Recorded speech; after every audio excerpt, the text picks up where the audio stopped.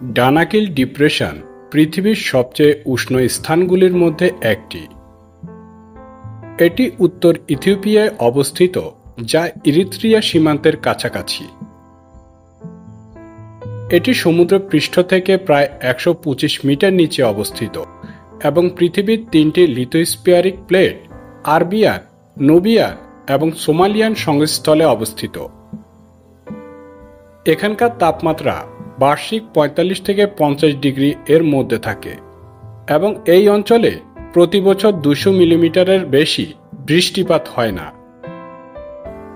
আগ্নেয়গিরি, hydrothermal system, লবণের flat এখানে একটি জটিল ভূতাত্ত্বিক এবং জৈবিক পরিবেশ তৈরি করে।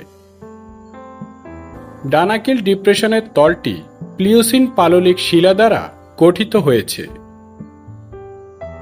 এটি একটি আগ্নেয়গিরির আবাসস্থল, যেখানে বিশ্বের সবচেয়ে বড় এবং উন্মুক্ত ম্যাগমার গর্তগুলির একটি অবস্থিত।